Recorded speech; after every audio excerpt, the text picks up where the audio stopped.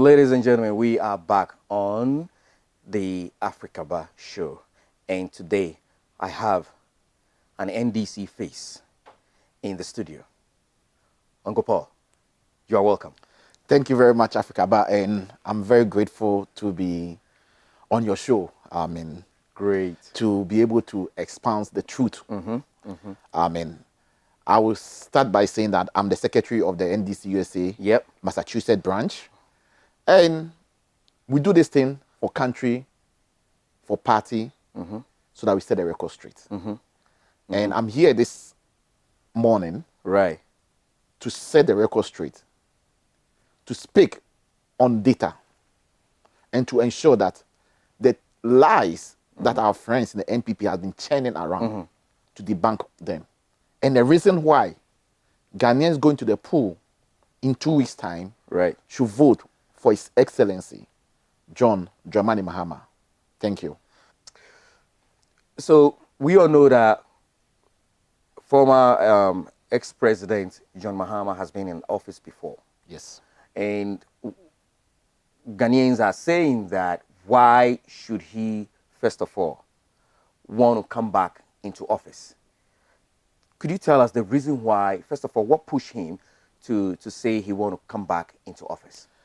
Thank you very much, Africaba. I hope and I know you've heard about the book that Manessa Azuri has written. Yeah. The President We Never Got.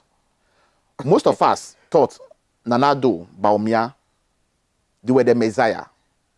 They were coming to deliver our country from the difficulties we were facing under the era of His Excellency John Dramani Mahama.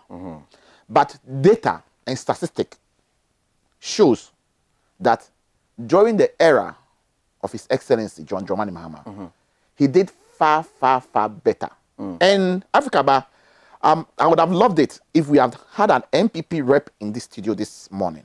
We will work on that. We will definitely work on that. Them and let them speak, and let's speak to the facts. Look, why should Mahama, His Excellency John Dramani Mahama, should be allowed to take over the country? As we speak, we've become a mockery to the international world. Well, when you say mockery, mockery because we are kneeling on our knees begging for money. As we speak, Africaba, economic data shows that we've not been able to service our international debts.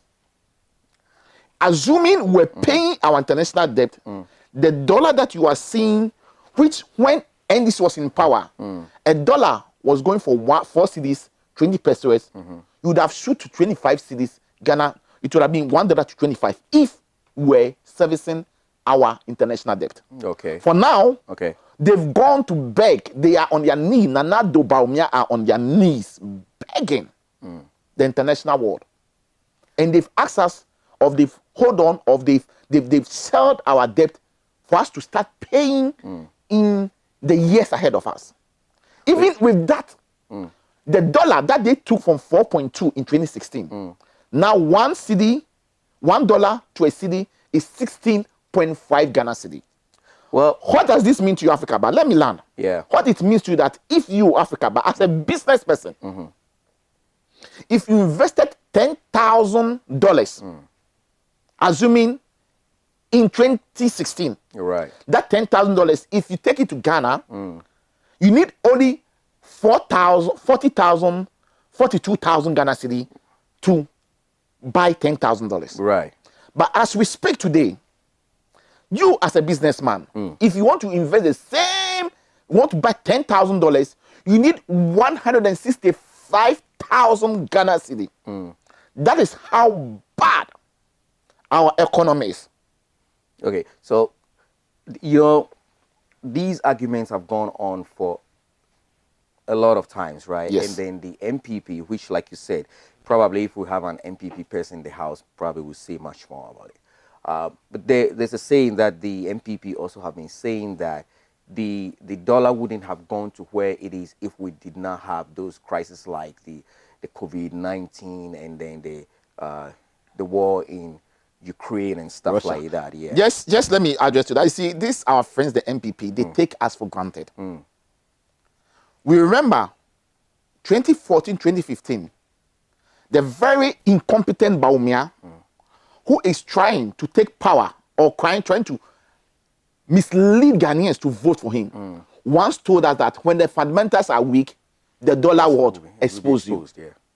When he was saying those or making those political incompetent statements during those time, what was he thinking about? Look, COVID came. Yeah. Russia-Ukraine war came. Yeah. Nobody will say that it didn't affect. It affected nations. Of course, yeah. But have you asked yourself, why has Ghana, our economy, has deteriorated to a level whereby when you talk about credit rating, we've been put into junk status? Wow. Do you know what it means by junk status? No, break it down. Junk status means when you go on the international market to go and borrow money, no serious country or business will borrow money to you because you are unable to service your debt. Meanwhile, in 2016, when His Excellency John Dramani Mahama were in power, our credit rating was B-. You see, the time has come for us to speak to facts. Yeah. That's why I was saying that I would have loved it if you have the MPP Red Bruno sitting right here. Yeah. And let's see if they can dispute this statistical data I'm speaking to. Not only that, Africaba. Yeah. Let's also say at the 2016, at the time that we were handing over, 7 January 2017, to this super incompetent Nanado and incompetent, visionless, and aimless Baumia. Yeah. We Africa is not saying that they are super incompetent. I mean, I am saying it. Saying it is okay, me. Yeah. I am saying that. I'm saying that at the time that we were handing over power to this visionless, aimless, directionless Nanado and Baumia, the debt we owe as a country, Africaba, was 120 billion Ghana cedi. What does this mean? This debt means from Kwame Nkrumah time to the time we're handing over, the debt or the loans we've taken that we are supposed to service was 120 billion Ghana cedi. Okay. And out of this 120 billion Ghana cedi, Mahama, during his era, from 2012 to 2016, when he lost the election, took only 58, a part of the portion is 58 billion. So out of the 120 billion, Mahama already borrowed 58 billion. Okay. As we speak today, Ghana, including you, Africaba, including your grandmother who is in the village, Ghana owes 743 billion Ghana cedi as we speak today. Debt to GDP ratio, in terms of debt to GDP ratio, that is 17.4%. In 2016, when we're owing 120 billion, our debt to GDP ratio was 50.6%. And these aimless, visionless NPP folks were all over yelling, the NDC were incompetent, Mahama is incompetent. You see, the God we worship is a God of just. You remember when His Excellency John Dramani Mahama conceded to defeat on 8th of December 2020, he made a profound statement. And that profound statement, I'll quote him. Posterity will judge us all. Yeah. And it is judging us today. Yeah. Okay. So it's not like I want to take you back. So I think the biggest thing that, if I'm not mistaken, the MPP is saying is because of like free education, COVID-19, Ukraine war. That is why probably maybe all these borrowings went up high there. And I know that NDC right now, have it in their statement that they were it's in the pipeline that they were coming up with the free education as well. Now, my question right now is, assuming it was the NDC in office, right, when the Ukraine war and then the COVID took place, do you think the NDC would have done something different? Because I think all the arguments right now, the MPP, if I'm not mistaken, is basing on it. Those two things is what kind of like cripple the economy into where we are right now. Africa, but that is not true. It's not true because look, yes, COVID came. COVID was a disaster. We lost some of our compatriots. It is very bad, and I'm sorry to say this, but COVID brought blessings to Ghana. Wow. Than any other country. Why am I saying so? Give us like two when things. COVID striked, okay, World Bank, IMF, the international bodies, Bank of Ghana, we gave this super incompetent, this visionless, aimless government 22.5 billion Ghana cedi was the money that this government got when COVID strike. Okay. Out of this 22.8 billion Ghana cedi that they got, they've been only, the Auditor General has only audited them, and they've been able to account for only 11.7 billion. The remaining money, where is the money? According to them, they use the rest of the money to support the budget. So therefore, Africa, if all this money came in when we're in crisis, okay, there's no cause for Bawumia, Nanado, and the super incompetent MPP to be telling us that we are in these difficulties. We are in this economic mess because of COVID. So take COVID out. Okay. Number two, let me also put on record that the noise they've been making about free SHS is in our constitution. Right. But the NDC, we started it progressively because we knew very well that the infrastructure, if we want to go, it is not going to, we will not be able to meet the demand. That is why they have red, gold, green. Students go to school 2 months, 1 month, they come and stay in the house for 4 months. You see, when you want to do something, you need to plan. This visionless, aimless, incompetent Nanado and Bawumia, they've crunched Ghana into these economic difficulties. Africaba, I am on Bawumia, and the reason why I am on Bawumia is, remember, there was a by-election in Ayawaso West Wugon. The last day of that, the campaign of the MPP, right, the president, the current president, Nanado, stood on a platform and told the whole world that as for him, when it comes to economy, he's not a good person. But he's gonna Bawumia is an economic messiah. Right. And let me quote him verbally. Nanado said, "Nyami di ewiase nyanse nyina achini team." So how come Bawumia team? Okay, how come that if Nyami di ewiase nyanse nyina as a Bawumia team, how come $1 that you took from 4.2 is now going to 16.5? How come that when you were in opposition, you were making a lot of noise, sir? Unemployment was 8.4 during the NDC time. Right. Now, unemployment is above 15% as we speak. You see, let's put, personal sentiment aside. Okay. And let's speak to data. Okay. That is why I'll go back and say, I know you'll be hosting our comrades in the MPP. Right. But I think you need to bring me back, bring the MPP folks back. Let's sit down. Let's speak to these economic indicators and figures. Because there is no way anybody who understands this economic data I'm churning, which is not my data, it is the NPP data I am using, will go and vote for the economic risk kit.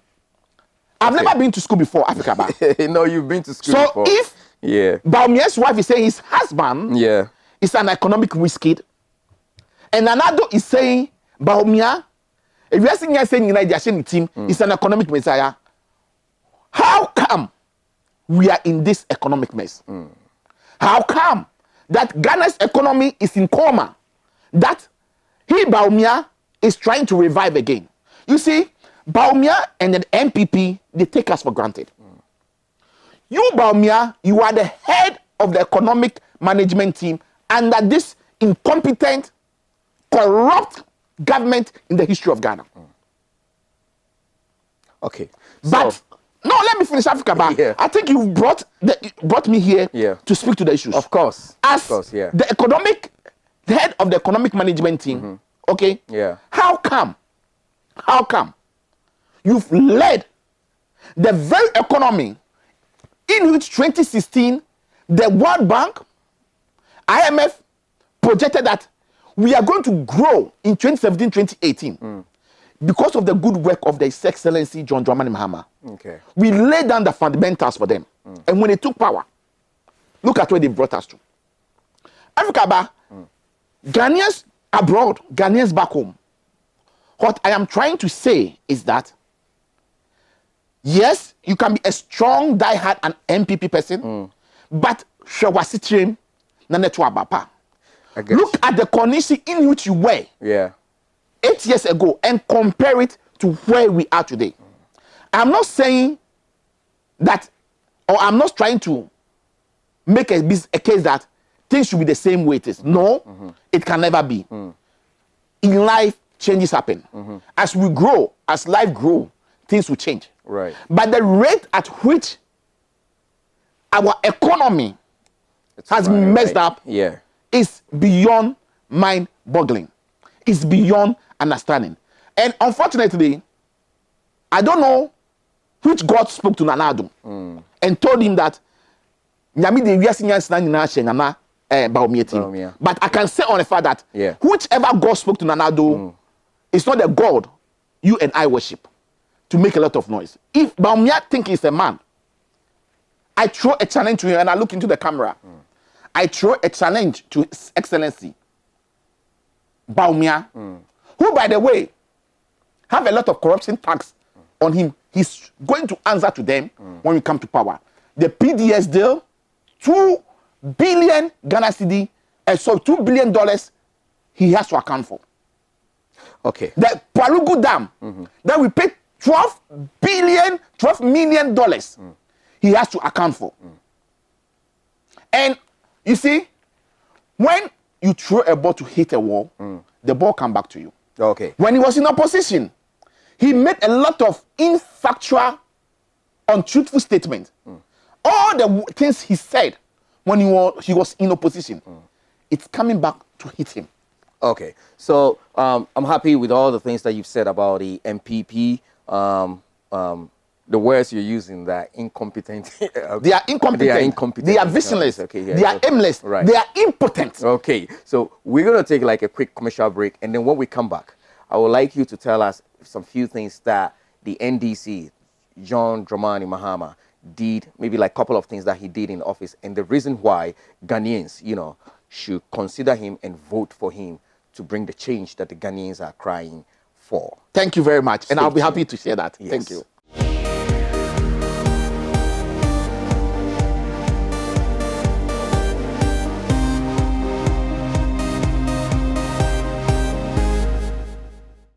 Paul, I like the way you are firing up, and that's why I wanted us to take the break a little bit so you can, slow down a little bit. Okay. No, Africa, it's so interesting. When we are talking about, our beloved country that we handed over to these people and where they've brought it to. Okay. When you want to speak to it, you get emotional. But exactly. It's not about emotion. Yeah. It's about the fact. Yeah. It's about the truth. Right. It's about what is on the ground. Okay. So. Yeah. So like I said, I know John Mahama, it's all over in Ghana right now, and you could tell that because we have some few days to the elections, everybody is firing up.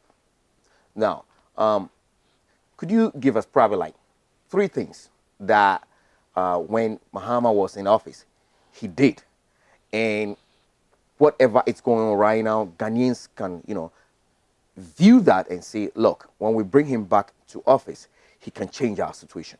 Thank you very much, Africa. But I think, the economy under Mahama, we saw the way business was moving on. Okay? Yeah. And good governance. Let me start with good governance. Under His Excellency, John Dramani Mahama, people had the freedom to say whatever they want.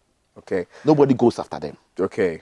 But under this autocratic leader, Nanado, people who used to speak out when His Excellency was in power. And I'm going to mention names over here. Yeah, I'll give you the Professor room. Mate. Yeah, I want to give you the room to speak. Right. Why is he not speaking today? Maybe he's not seeing anything wrong today. That's why one can say that. It is not he's not seeing anything today. Yeah. It's because he's afraid to speak. My only respected Mensa Otabe, Reverend Pastor Mensa Otabe. He spoke. Yeah. He criticized the government. Why is he not doing it today? The question is, whatever it is that happens, okay, under the former president, he allowed people to express their sentiments. So criticism was something that he took in good faith. He didn't go after people who were criticizing him. And this very government, journalists were chased out of the country when they speak against this government or they bring any information about this government. And I can set one example to you. Yeah, I want to. Manasseh Azuri, when he exposed training militants in the castle, his life was under threat. He has to run and take cover in South Africa. So as we speak right now. No, he has come back. Okay. He has come back. Right. When the incident happened, about some few years ago. Okay. Yeah. I am saying that Ghanaians will see good governance under John Dramani Mahama. Okay. Another thing I want to talk about is that's the second one. Right? We are going to create jobs. Okay. You've heard about the 24/7 economy. Yeah. Which Dr. Baumia went and stood on the platform and said even chobas are running 24/7. And that was a very shameful, misstated comment from a person who calls himself economic risk kid. Well, the 24/7 economy, all what it means is that we will open the economy up in such a way that we are going to support businesses who are ready to provide services once there's demand for the service.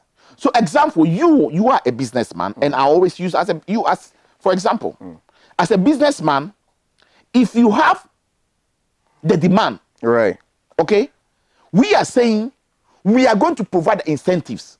What are some of the incentives? Of course, the business you do, you use power. Right. So we are saying that with such people, the rate that you pay for the consumption of power you use, we will look at it and reduce it for you. By doing so, we are expecting that you as a businessman, you will be able to employ people so that, you don't work from 8 to 5, of course, but you can even work overnight if that the capability and the demand of the product that you are trying to manufacture is there. So we are bringing 24/7 economy to boost the economy.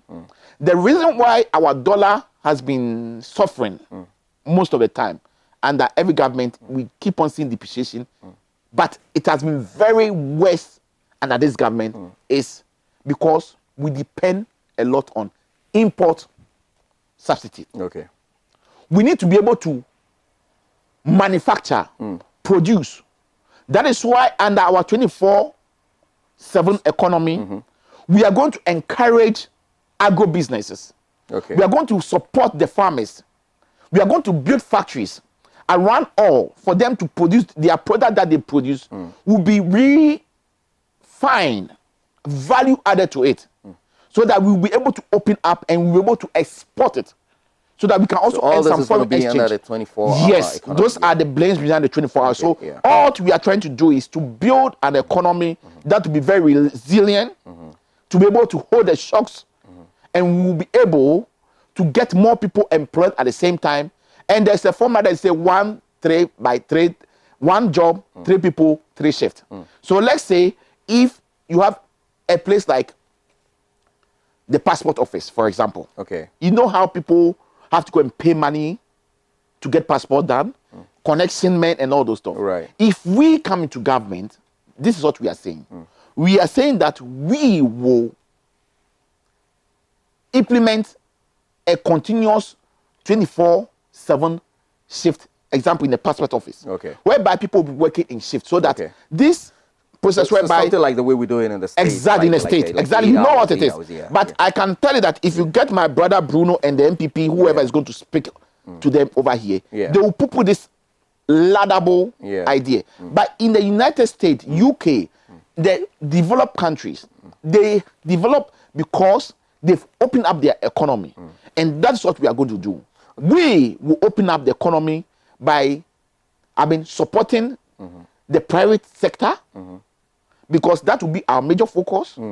We are going to make sure that we open up the private sector to be able to take up, the opportunity we are going to provide, the incentives we are going to give under this 24/7, for them to be able to expand their business, to be able to employ people. Because as I said earlier on, unemployment is hovering around 15%, which is dangerous. Right. It's a security threat to our country. So for me, that's one thing we're going to do. We also said we're going to train 1 million youth in coding. Before you go to the 1 million youth in coding, so the guy who is somewhere in the rural area or like in the village somewhere, when you speak about like 24-hour economy, I believe that probably they haven't got the breakdown very well. Before we go into the 1 million coding jobs that you guys will bring up, could you break it down a little bit to the guy who is in the village? Because they there was a video that was flying out there that even God who created heaven and earth does not work. That is the incompetent Napo. What I mean? Yeah. Napo said that. Yeah, but that's what I'm saying. That so the people that he was saying that to probably might take it in a different way. So since NDC is here today, right? I want you to break it down to that level, so that they will understand that well. Because I believe because of where we are right now, we know the 24-hour economy is great. You know what I mean? So Africaba, all we are saying for the 24-hour economy is that we will be creating opportunities for businesses.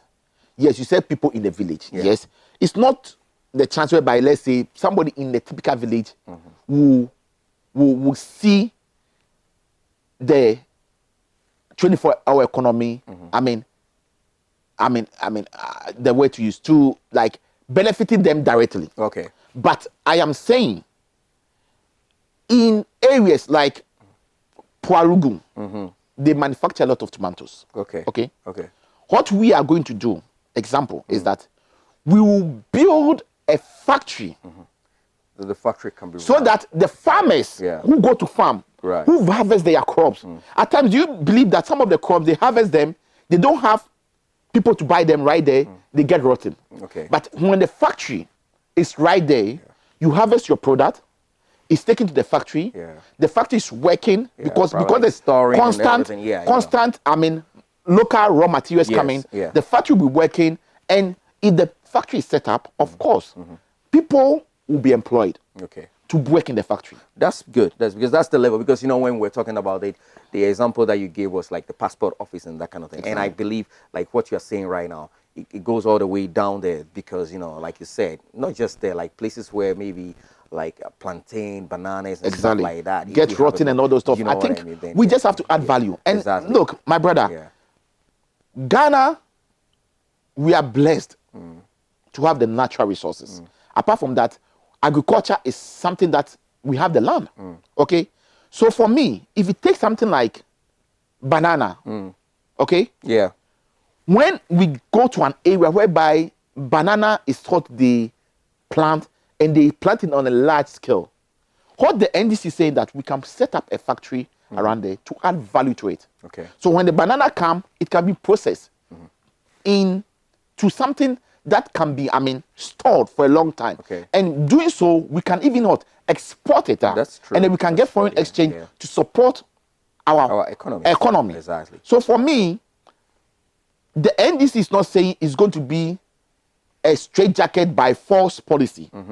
We will give room. It will be open. Okay. If you, as a private businessman, you want support, you want to be part, you have to apply for it. And as I stated, this support will be incentives are there. Yeah. Okay. So when you apply, you use power. As I said, look at how much you'll be paying for power.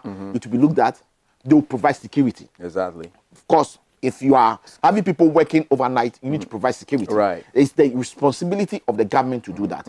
And also other, support that will be provided, which must need to come from the government to be able to give you a leveraging environment, a leveraging, economic situations to be able to what?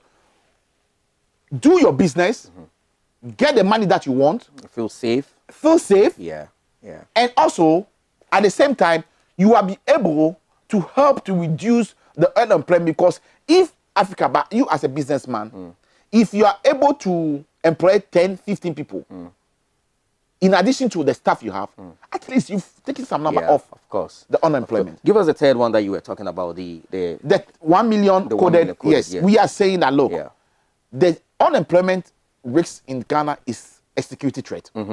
So we are saying that with the fundamental digitalization platform that we build when we're in power, we will be able, okay, to train 1 million youth in coding. When we talk coding, digitalization coding, we are talking about, IT, related stuff, okay? Right. So we'll be training people in how to, program, how to, write codes, e-business. All those things, we are going to train people. And this is what His Excellency has promised, that when the good people of Ghana look at the predicament in which they are, and they vote for the NDC, and we come to power, these are some of the policies we are bringing on board. And I can tell you for a fact that the MPP have failed, Baumia has failed. So if Baumia come and tell you that vote for him, he has nothing better to offer you. And also, one of the things that is killing Ghanaians is the taxes. When you ship a car, that beautiful car that you have, when you ship it to Ghana right now, the taxes alone on it is unbearable. Yeah, everybody. So His Excellency, John Dramani Mahama, has promised that when we come into power, we will look at the taxes, the obnoxious taxes that they've put in, like COVID tax, Bola tax, bedding tax. Yeah. Okay? Yeah. The e-levy tax. We have promised the good people of Ghana that when we come into power, we will do everything possible to scrap the COVID tax, the betting tax, the e-levy tax. We are going to scrap it. And you see, Baumia takes we Ghanaians for granted. You are the head of the economic management team, Right. as we speak. Right. Why can't you scrap the e-levy tax, the betting tax, which is in their manifesto, that when it comes to power, it's allowed. The God we worship is not a God who will allow Baumia to come and inflict more pain onto us. Well, if Baumia has anything to do, this is the time for him to do he it. should scrap the e-levy tax, the betting tax that the youth are complaining. He should scrap it now. He should not wait for us to vote for him to come and scrap it. Well, he said when he gets into office, he's going to do that. But so let's wait. If Ghanaians vote NDC into office, like you're saying, the NDC is going to scrap those taxes off, especially when you ship something to Ghana and stuff like that. And Baumia is also saying that some of them. There are some taxes that it's not supposed to be. Okay. Which will work with the stakeholders. The NDC is a party that always work with stakeholders. So we'll bring all importers, businessmen, we'll bring everybody on the table and we'll look at those taxes. Some of the taxes are illegal taxes. We'll remove them right there. Okay. Okay? Okay. That His Excellency John Dramani Mahama has promised he will do. Okay. And he's going to do it. Okay. He's a man of integrity, credibility, and whatever he has promised that he will do, he will do. And one thing that I want Ghanaians to also know, that His Excellency, no matter how difficult the situation is, His Excellency John Dramani Mahama will not lie or mislead or distort the fact. He will come out and say it the way it is. Okay. It's such a leader we did. Okay. the worry or what I am saying, and I'm going to quote the famous quote of the elected president of the United States, Donald Trump. If Baumia have anything to do, he should solve the economic crisis we are in now. Before he gets into office. Before he gets into office. Good. Okay. So thank you so much. There's something that I think it's on top of every Ghanaian. We cannot finish this segment not talking about it. I want to see what the NDC is going to do when Ghanaians give them the power to get into office. What difference they are going to do, especially about our Galamsey. What difference? What do you think the NDC government in office is going to do different on Galamsey issues from what the MPP is doing currently? Thank you very much, Africaba. You see, the Galamsey fight, we can never win the fight because people within government are deep-necked into it. You know the learned Professor Boateng, Report Boateng? Yeah. His report that he gave out, the report is in the public domain. He mentioned key people in the presidency who are doing Galamsey. Recently, TV3, Joy News, they put it was out there that we have top government officials. The MPP Ashanti Regional Chairman, Wuntumi, is involved in illegal Galamsey. And it is not I who is saying it. The current Minister for Lands and Natural Resources, Abu Jinapo, was on record to say that Akunta mining in one of the forest reserve, they did not have the license to mine there, but they were mining there.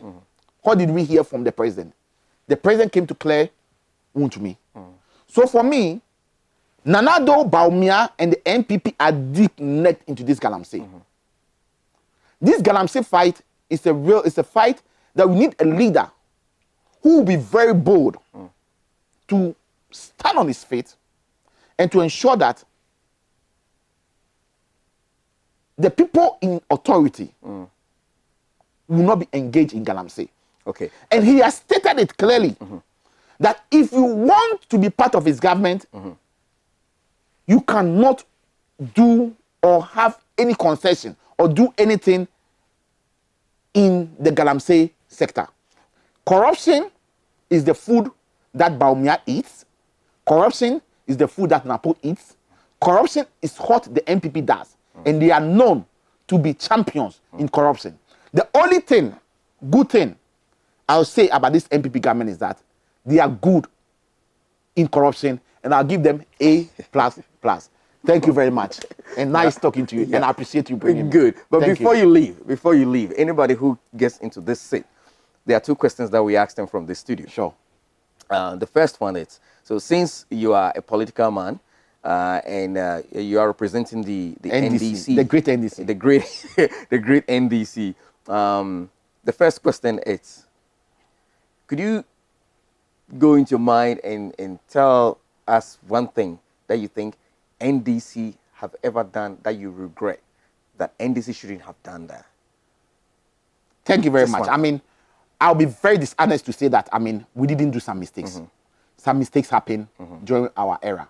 That is why His Excellency, he's gone back, he's sat back, he has looked at his time that he was a president. Some mistakes he did. He will never repeat such mistakes.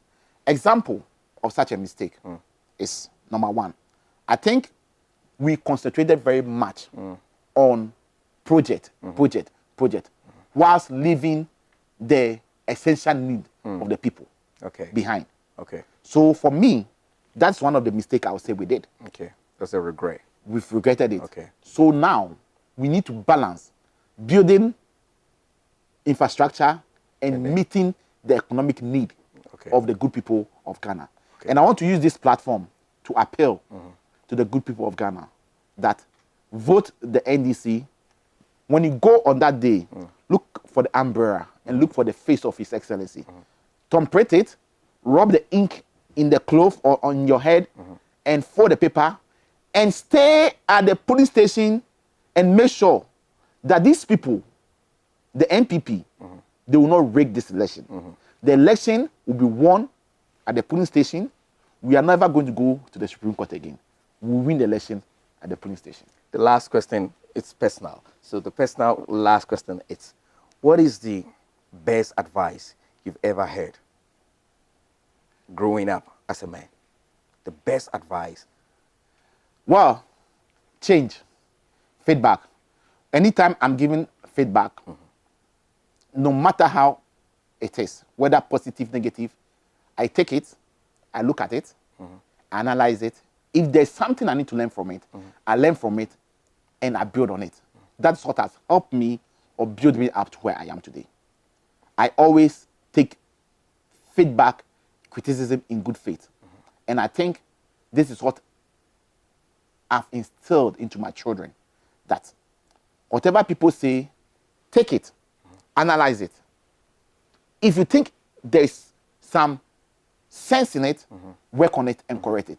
But if you think it's just a mere criticism, just trash it and move on.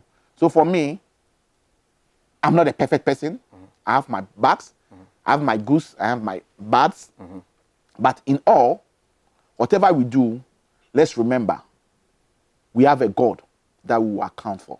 And truth has been something that I always try to stick to. Truthfulness and honestness and credibility. Build your credibility. Don't let politicians or your political party allow you to throw your credibility to the dogs. I will never do that. If NDC is in power today and they are misbehaving, and I know what they are doing is wrong, I will not put my credibility on the line. Truth matters, and truth is what all we should go by. Thank you. Thank you, Paul. Thank you for coming. Viewers, we're wrapping everything up as of now. By the way, do not forget, Yeah. I want you to get Bruno or whoever is going to rep the MPP. I want you to get that person. Let's sit on this chair and let's debate the issues. And let's see what they have to say. I will do my best to get a rep from the MPP. Viewers, we are bringing the show to an end right now. You are watching the Africaba show. And stay tuned. We will definitely do our best to bring an MPP rep to meet Mr. Paul Desoso. Thank you for watching. Thank you for bringing me. See ya.